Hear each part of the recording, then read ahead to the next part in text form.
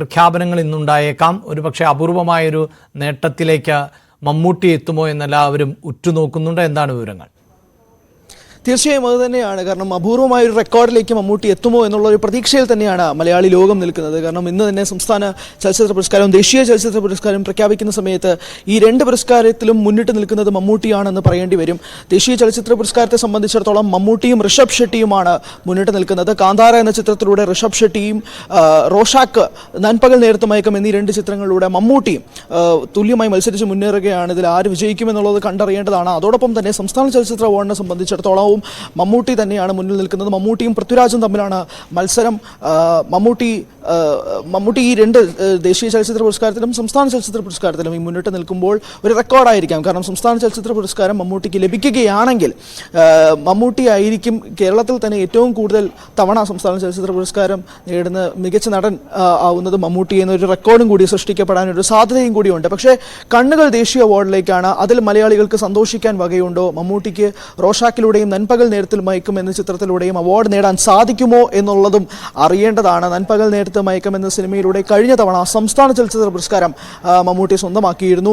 അതേ തിളക്കം ദേശീയ ചലച്ചിത്ര പുരസ്കാരത്തിലേക്ക് മമ്മൂട്ടിക്ക് കൊണ്ടുവരാൻ സാധിക്കുമോ എന്നുള്ളതാണ് അറിയേണ്ട പ്രധാനപ്പെട്ട കാര്യം. സംസ്ഥാന ചലച്ചിത്ര പുരസ്കാരത്തെ സംബന്ധിച്ചിടത്തോളം നോക്കുകയാണെങ്കിൽ ഉർവശിയും പാർവതിയും ഇരുവരും തുല്യമായി മത്സരിക്കുകയാണ്. ഉള്ളൊഴുക്ക് എന്ന സിനിമയിൽ ഇരുവരും അവരുടെ പ്രകടനത്തിന്മേലാണ് അവാർഡുകൾ ഉറപ്പിക്കാൻ സാധ്യതയുള്ളത് എന്ന് മനസ്സിലാക്കുന്നു. അതുകൊണ്ട് തന്നെ ഒരു ടൈറ്റ് കോമ്പറ്റീഷൻ, പ്രത്യേകിച്ച് സംസ്ഥാന ചലച്ചിത്ര പുരസ്കാരത്തിലുമായിക്കോട്ടെ ദേശീയ തലത്തിലുമായിക്കോട്ടെ ഒരു ടൈറ്റ് കോമ്പറ്റീഷൻ തന്നെ രണ്ടിടത്തും കാണാൻ സാധിക്കും. മികച്ച ചിത്രമായി ദേശീയ പുരസ്കാരത്തിൽ സംബന്ധിച്ചിടത്തോളം 12th ഫെയിൽ എന്ന സിനിമ, പ്രത്യേകിച്ച് ഒരു പോപ്പുലർ ഓഡിയൻസിനെ സംബന്ധിച്ചിടത്തോളം വലിയൊരു മുന്നേറ്റം ഉണ്ടാക്കിയ ഒരു സിനിമയായിരുന്നു 12th ഫെയിൽ. വിക്രം മാസ്രയുടെ ചിത്രമാണ് 12th ഫെയിൽ. 12th ഫെയിൽ ഒരു വലിയ മുന്നേറ്റം ഉണ്ടാക്കാൻ ഒരു സാധ്യതയും കൂടി ഇത്തവണത്തെ ദേശീയ അവാർഡിൽ കണക്കാക്കപ്പെടേണ്ടതുണ്ട്. നമ്മൾ കാന്താര എടുത്തു നോക്കുകയാണെങ്കിൽ 2022 സെപ്റ്റംബർ 30 റിലീസായ കാന്താര ഒരു കന്നഡ ചിത്രം, ഒരു കുഞ്ഞു ചിത്രമായി വന്ന ഒരു കാന്താര ഇന്ത്യ ഒട്ടാകെ തന്നെ തരംഗമായി മാറുന്ന ഒരു സാധ്യത ഉണ്ടായിരുന്നു. അതിൽ ഋഷഭ് ഷെട്ടിയുടെ അഭിനയ പ്രകടനത്തെക്കുറിച്ച് ക്രിട്ടിക്സ് ആയിക്കോട്ടെ സാധാരണ പ്രേക്ഷകരായിക്കോട്ടെ തിയേറ്ററിൽ നിന്ന് വന്ന് തന്നെ ഒരു വല്ലാത്തൊരു അനുഭവം സൃഷ്ടിച്ചു. അവസാനം പ്രത്യേകിച്ച് ക്ലൈമാക്സിൽ അവസാനത്തെ 30 മിനിറ്റുകൾ ഋഷഭ് ഷെട്ടി വല്ലാത്തൊരു ലോകത്തേക്ക് കൊണ്ടുപോയെന്ന് പല ക്രിട്ടിക്സുകളും പറഞ്ഞിരുന്നതാണ്.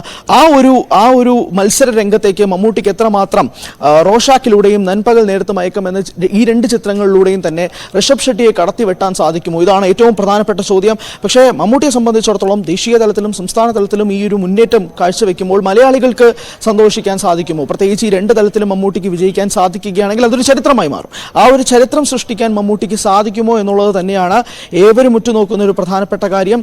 മാത്രമല്ല ദേശീയ ചലച്ചിത്ര പുരസ്കാരം എന്ന് പ്രഖ്യാപിക്കുന്ന വേളയിൽ അത് മമ്മൂട്ടിക്ക് സ്വന്തമാക്കാൻ സാധിച്ചാൽ അതും ഒരു റെക്കോർഡ് ചരിത്രമായി തന്നെ മാറുന്നതായിരിക്കും. തീർച്ചയായും 2022 സിനിമകളാണ് ദേശീയ തലത്തിൽ നമ്മൾ എടുത്തു നോക്കുന്നത്. അതുകൊണ്ടാണ് റോഷാക്ക് എന്ന സിനിമയും നൻപകൽ നേരത്ത് മയക്കവും വരുന്നത്. നൻപകൽ നേരത്ത് മയക്കത്തിലെ പ്രകടനത്തെക്കുറിച്ച് കഴിഞ്ഞ തവണത്തെ സംസ്ഥാന ചലച്ചിത്ര പുരസ്കാരം നേടുന്ന സമയത്ത് തന്നെ സംസാരിച്ചിരുന്നതാണ്. കാരണം രണ്ട് പേഴ്സണാലിറ്റികളായിട്ട് മമ്മൂട്ടി മാറി മറിയുന്നതും റോഷാക്കിൽ ലൂക്ക് ആന്റണി എന്ന പ്രകടനത്തിലൂടെ മമ്മൂട്ടിയുടെ സ്വതസിദ്ധമായ അഭിനയവും എങ്ങനെയൊക്കെയാണ് പ്രേക്ഷകരെ സ്വീകരിച്ചിട്ടുള്ളതെന്ന് മനസ്സിലാക്കുന്നു. ഈ രണ്ട് ചിത്രങ്ങളും നിർമ്മിച്ചത് മമ്മൂട്ടി കമ്പനിയാണ് എന്നുള്ളതും എടുത്ത് സൂചിപ്പിക്കേണ്ടതാണ്. സംസ്ഥാന ചലച്ചിത്ര പുരസ്കാരത്തിൽ കണ്ണൂർ സ്ക്വാഡ് എന്ന സിനിമയും കാതൽ ദി കോറും എന്ന സിനിമയും കൂടിയാണ് മമ്മൂട്ടി മത്സരിക്കുന്നത്. ഈ രണ്ട് ചിത്രങ്ങളും മമ്മൂട്ടി കമ്പനിയാണ് നിർമ്മിച്ചിരിക്കുന്നത്.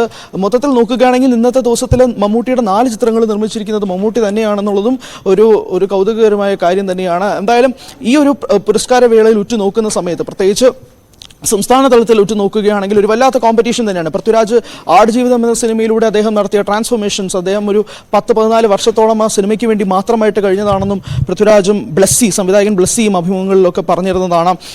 സംഗീത സംവിധായകൻ AR റഹ്മാനായിരുന്നു ഒരു ഓസ്കാർ നോമിനേഷനിലേക്ക് പോകുമോ എന്നുള്ള സംശയങ്ങളൊക്കെ ഉണ്ടായിരുന്നതാണ്. ആ ഒരു രീതിയിൽ വരെ ആ സിനിമ മാറുന്ന ഒരു കാഴ്ചയും ഉണ്ടായിരുന്നു.